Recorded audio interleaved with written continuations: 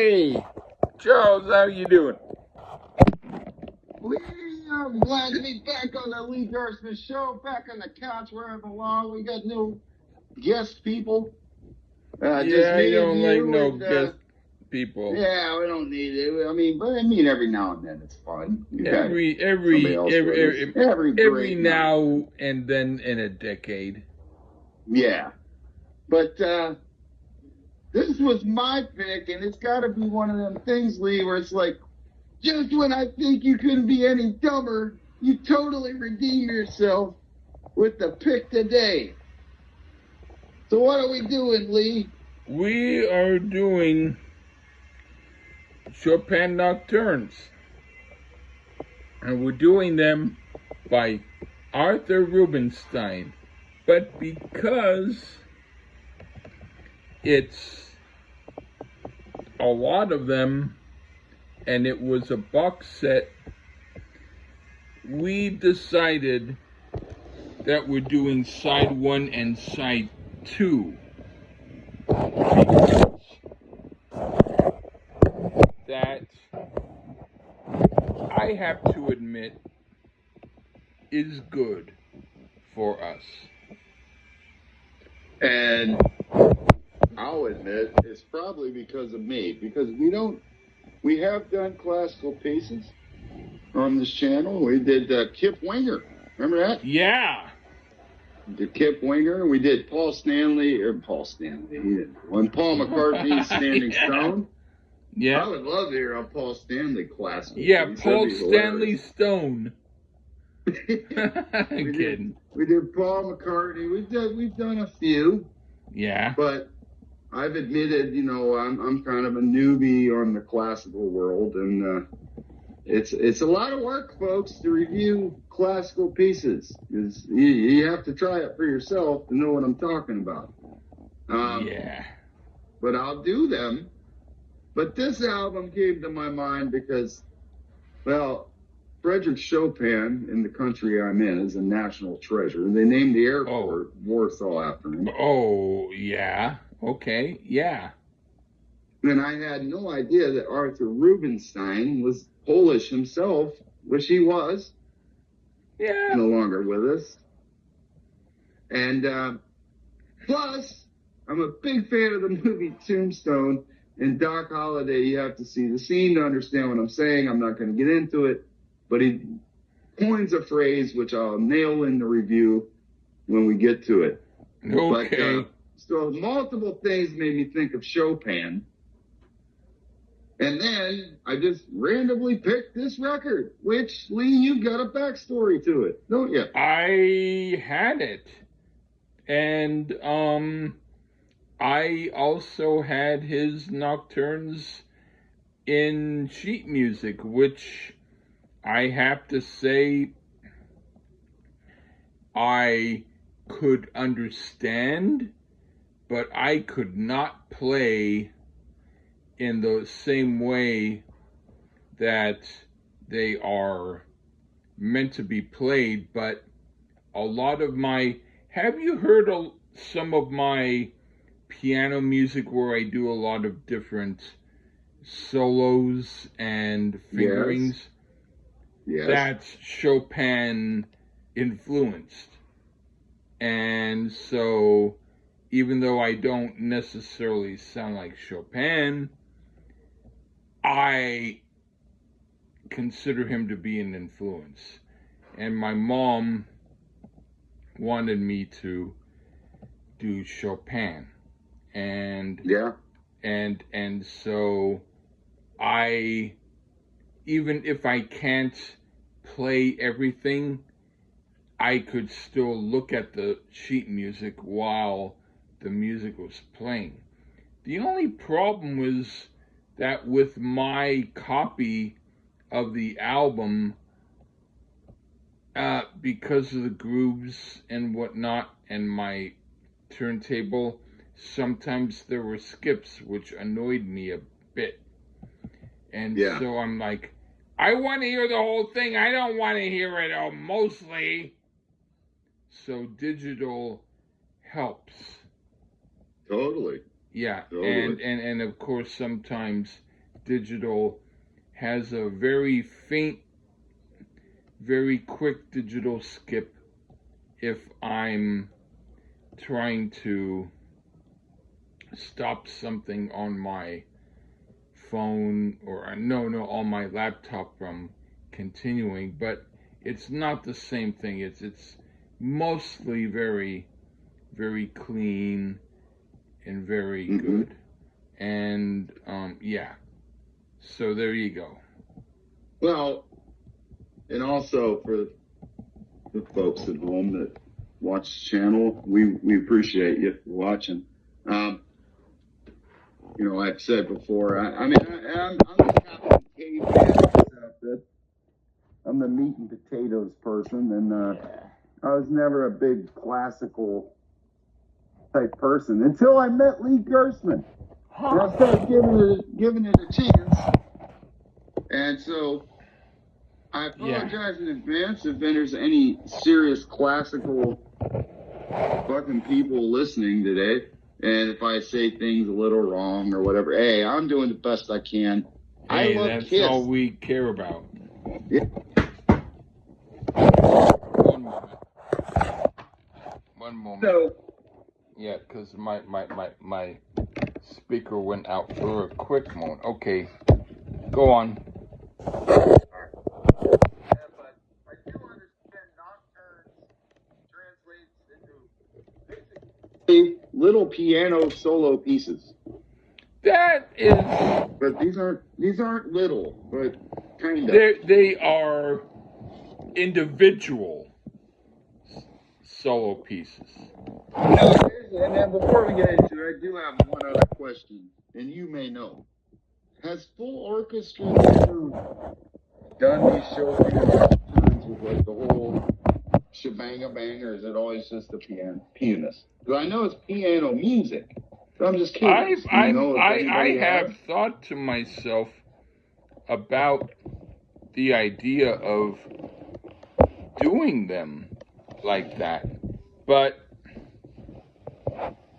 that'd be interesting. There might be some people who have done that, but for the most part, just piano. They mostly just do just piano, and for some reason that makes sense. Something really, really weird is happening with my fuck. Not with my fuck, but with my shit. I have to see what's happening, because there's all of a sudden. One moment. Ah, jeez, come on! Fuck. There's some weird shit. Thank you. It was like I had the speakers somewhere on my laptop where it was making my notes disappear, and then I went and I did the I did the redo or the recovery, so now they're okay. But it was like, that was weird, because it's like they were there and then they were gone, but now they're back because I did 6 times the recovery. That's weird. Well, 6 times the charm. Yeah. But anyway, those classical people, they're like, no, dipshit, it's not piano music. Hey, maybe it's not a bad idea to turn some of these songs into full orchestra versions. That's from a meathead like me. That's all I got to say. All I have to say is I agree with you. And I challenge Lee to try to do it. I could try. With Suno. I could do it. I could try. Yeah. But anyway, this is the great Arthur Rubinstein doing the great Chopin, the pearl of Polish music, not polka. Yeah. And let's get into it, Lee. Okay. Do you want to start or me? I could start, and yeah, would you imagine Chopin polka? Wow. Yeah. Yeah, Ew, yuck. maybe, yeah. Anyway, Let's not think too much. what I'm not going to go with the opuses because even though I Yeah, I would could, do like number I'm one. just going to do number one, number two, number some. Yeah. Okay. It's Nocturnes Op 9. Yeah. This disc, right? Yeah. There's three and two and two, but I don't need to worry about that. I'm just going to do number one and no way. Okay. What do you think of the first Nocturne? No. Number one in B flat minor. Well, let's see what I think. Well, it's absolutely stunningly beautiful. Both the tune itself and the playing. Again, classical heads, take it easy on me, but the runs that Rubinstein pull off are breathtaking. I don't know if runs is the right term, but that's what I hear. Yeah. I mean, great arpeggios throughout as well. It's rather easy to get lost in this beautiful tune. And I additionally dig the change in dynamics there in the volume, the up and down of the volume displayed by Rubinstein. I don't know. I think it's Rubinstein throughout the piece. Very relaxing, very soothing, and most of all, excellent. And if we start out this excellently, I can't see anything getting worse. Either it's the same great quality or it gets even better as we go. Go ahead, Lee. All right, this is, and if I stop for a moment, it's because I have to swallow because of my throat. But this is perhaps the first nocturne anyone hears by Chopin, and it's quite famous. The thing about his nocturnes generally are that they are very difficult to play, and that's because he intentionally wrote them to have slightly off-kilter rhythms to make them sound more humanistic instead of a robotic 1, 2, 3, 4 steady pace. I find it sometimes just a little bit off-putting because I have to stop overthinking things when I hear them. I do like this one, but there are others that are noteworthy also. Okay, now for the second one. This one is deceptively less difficult to play, but really none of what he wrote is exactly without challenges.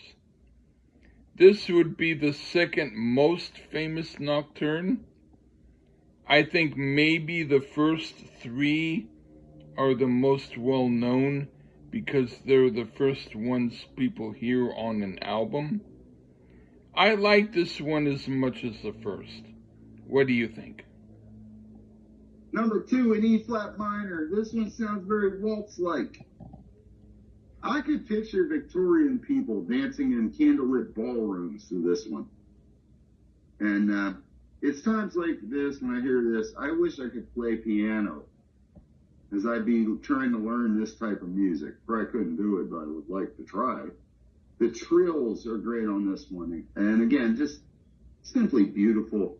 And this is the kind of stuff that people that aren't sure about classical, they should give this a whirl. And it's a great piano player here playing the timeless nocturnes of Chopin.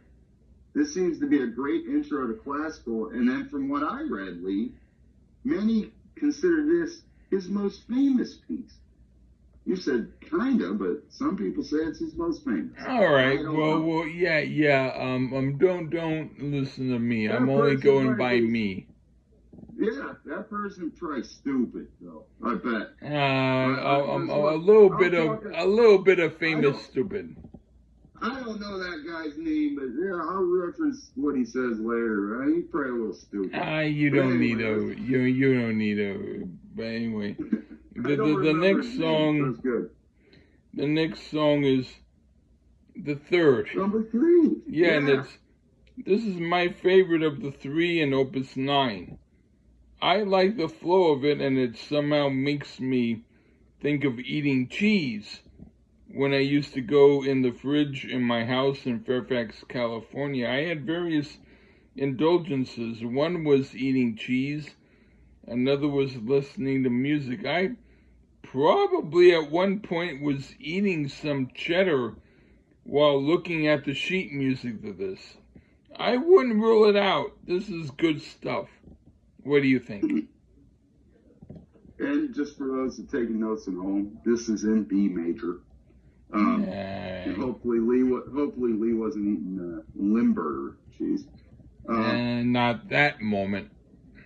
Rubinstein, to my ears, he's a virtuoso. The work on this is rather impressive. Comes across as effortless. I can guarantee if one could sit down and play like this, it would floor people. As his playing, thus far, has floored me. This one has an almost longing type feel to it. It's the longest, it seems, of the previous tracks. And again, this track, it just gets to my soul. So far, this has been outstanding. Now, the next one is Nocturnes Op 15, right, Lee? I would guess. Number 4. Yeah. What do you think of that? And it's Nocturnes Op 15, number 1 in F major. That fucking horrible chord of F major. I hate you. The only guitarists know what I'm talking about. Nah. I really enjoy the triplet underneath the melody in the early stages of the song.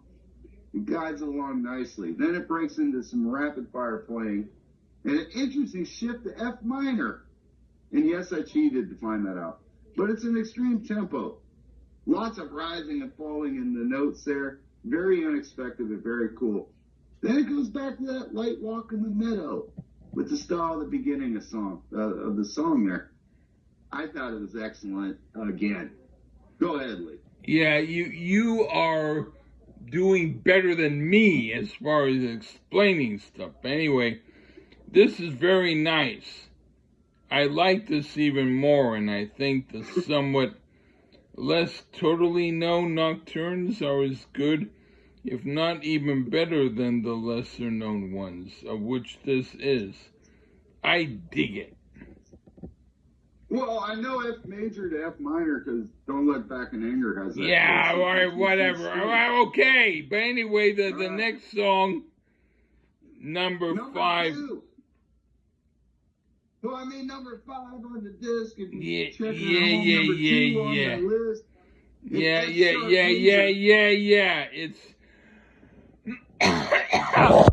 It's number 5. I like this too, and it has a somewhat private quality to it, like it could be background music for someone doing deep study, even though I would hear it and not I put and not F. I don't know. Yeah, not F. I would not for that reason, but for the pleasure of hearing it. But it is a good piece that I think is multi-purposeful. What do you think? Yeah. I'm going to insert some old school Lee sound effects in there. Not F. Yeah, that's how I meant it. Yeah.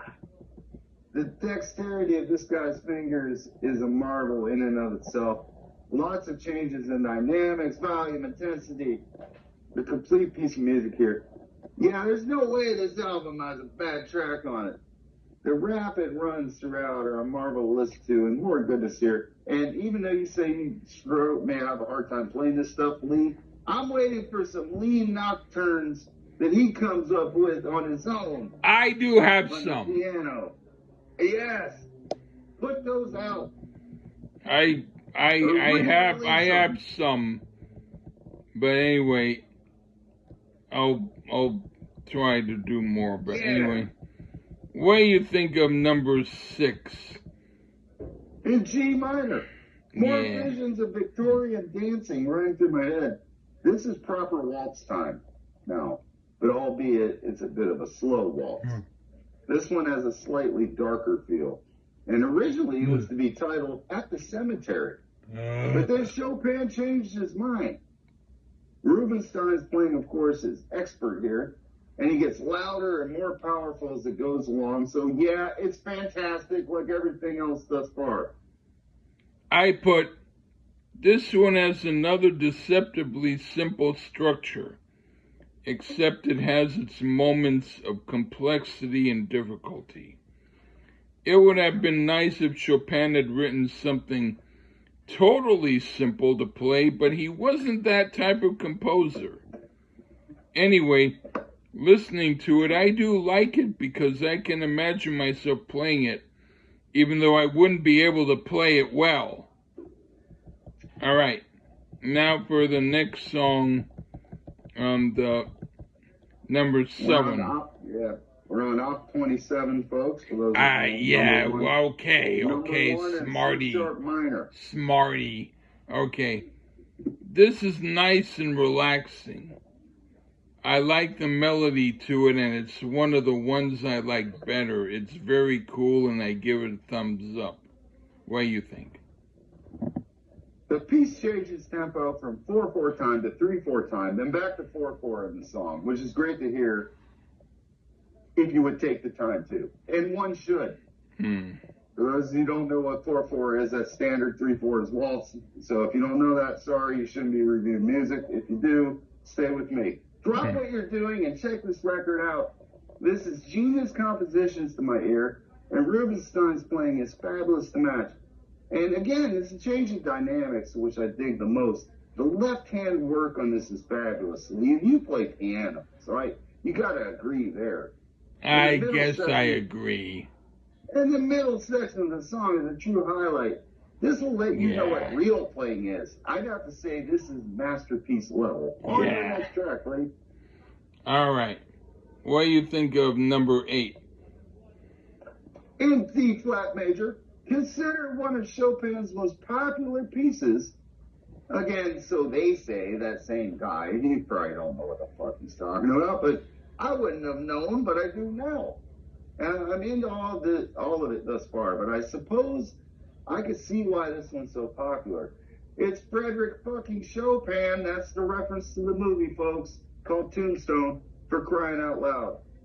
I didn't say that, it was in the movie. Just as good as the rest of these silly years. I liked number 2 in D flat major on the op 27. Go ahead, Lee. But this one is like the music I'd hear while eating a dessert pastry. It's quite cool and good background music for my sweet tooth. And also good serious listening when I want to hear a good nocturne. Now for number 9. What's your favorite pastry, Lee? I would say I like chocolate eclair. Yeah, I like those too. Right on. So there you go. Right on. I mean, it's tied with Twinkie. Yeah, I like Twinkie too, but I want Twinkie with peanut butter and chocolate on top. Oh, that sounds great. All right, now we're on to the last side, Nocturnes, op 32. All right. Number 1 in B major, Lee. Whatever. Okay, number 9. This one is statements of stuff I've done, but not as complex, or maybe so, but in a different way. I mean, with me. But this is mighty good and might be one of the best so far. What do you think? Now, allegedly, for that same critic that will go unnamed, and we don't know him. No, I mean, we literally I don't want to. Guy, but it's some guy that thinks he knows some shit. This isn't as fucking important of a piece. Yeah. This isn't as important of a piece for him as some of the other nocturnes. I suppose, but that's why critics typically suck. As this one, I'm guessing, isn't quote-unquote important, because it does seem to wander a bit. And maybe at times it does have a little show-off type feel to it. But I'm just guessing, as I think it's as badass as the others for me. It might be a slightly underwhelming compared to the others, but maybe that's its strength. We're getting a little breathing room here. So I enjoy it. So screw that critic. Yeah, I don't even know why you talk about critic. Anyway, what do you think of the I don't last know. one, For the fuck of it. number 10? Number 10 or number 2 in A flat major. Whatever. Another one with different tempos at different points of the piece. This one I could hear in a ballet, and apparently it isn't a ballet. That is a name I can't pronounce. It makes perfectly good sense. Again, it's fabulous, and I can't wait to review the rest, the second disc, in the near future. And for those uninitiated in classical, I again recommend this album as a great starting point to understand the brilliance of these compositions, and I hope that I showed that I'm not just a simple meathead. Go ahead, Lee. Yeah, but is it like Les Sifildis? Does that sound right? Les Sifildis? Yes, you're correct. Okay. You got it right. Yeah, that was some bozo put together without His knowledge, Chopin's knowledge. Okay, yeah. It's just a like malto mix as opposed to eating regular corn. But anyway, this is a good. Yeah, whatever. Screw it. This is a good nocturne to finish the review with because I still liked it. And it's one of the better pieces. But at this point, I felt a little bit like I reached the top of the glass as far as Nocturne Liquid is concerned.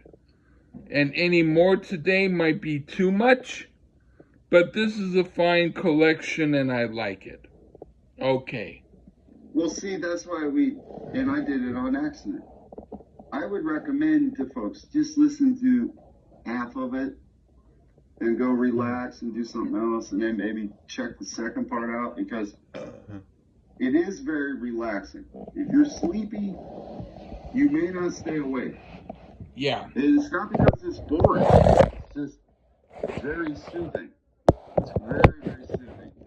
And let's give Mr. Rubinstein some credit there, Lee. He was a fabulous piano player. Yeah, he was one of my good friend's favorite piano player. And my friend was the guy who bought the Billy Joel nocturnes or etudes or whatever it was. It was a classical Billy Joel thing. And I was so excited to hear it. And he came and we heard it. And the whole time that we heard it, he kept saying, "What a fucking asshole." And I'm like, "Will you shut up? I want to hear it." But he said, I can't stop. He's a fucking asshole. So there you go. It was like, I was happy he brought it, but I didn't want him to keep saying that over and over again because I wanted to hear it. But he liked the Chopin stuff. Yeah. Well, for those that indulge in the Apple Music, if you type Chopin, this will be probably the first album that would come up. Yeah. Mr. Rubinstein's. There's multiple pianists that have played this, and I have a feeling down the road I'll probably check out some different takes. There are some people who I would recommend, but I'm not going to mention them now because I don't want to do that right now. And that is respectable by Mr. Lee Gersman. But yeah. Hey, I am glad that I pulled this out of my rectum somehow, and it became virtually clean. And it was like, how did you get into my virtual room after all these years and take what I had and give it back to me, you know? I don't know. I guess greatness rubs off on greatness. That's true. You are. I have to admit now that you are great. Thank you. And that was a very lucky thing, folks at home. Other than very great. The rest of it. Very great. But it was a pleasure, and there will be a part 2. We will do the second part. Yeah. I guarantee it. Yeah. I guarantee it. As long as Lee stays not falling, And I don't fall. I fall too. So I as long as we're here, I they'll fell. be apart too. I fell. There were times when I fell when I was drunk. This last time when I fell the most, I was sober, but it was rainy, and it was rain out, and so I was just But now things are better. Things are better. That's right. So I think on behalf of both me and Lee, if you've never heard Mr. Arthur Rubinstein doing Chopin, check it out.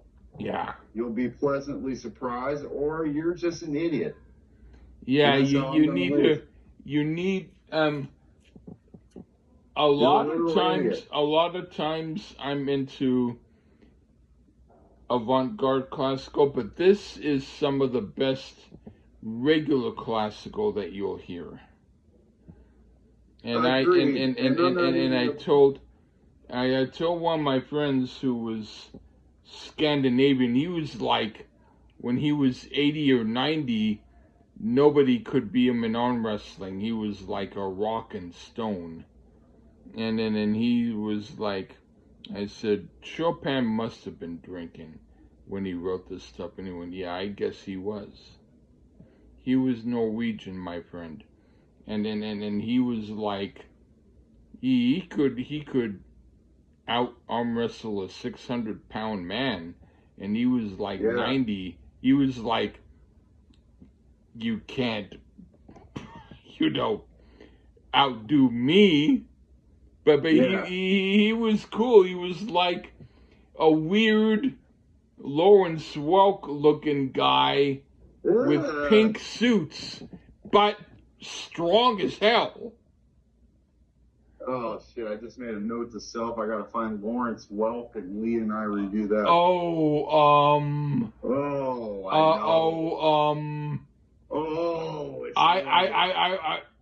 Can I pick the album? Yeah, you can pick it just for the fun of it, because you today don't know the pain of watching Lawrence Welk. Some of us do. I remember the non-pain of walking away from the show. What's worse, Lawrence Welk or Sha-Na-Na? Ooh, Lawrence Welk is worse. Yes, I agree. At least Sha-Na-Na would put a song I didn't hate. But at least Sha-Na-Na had one guy who on Match Game could talk normal. And Sha-Na-Na was at Woodstock. Amazing. Ew, that doesn't help. Yeah. Sha-Na-Na, folks. For you people too young, check them out, and Lawrence Welk. But let's wrap it up, Lee. We got another. Okay. All right. Take care, everybody.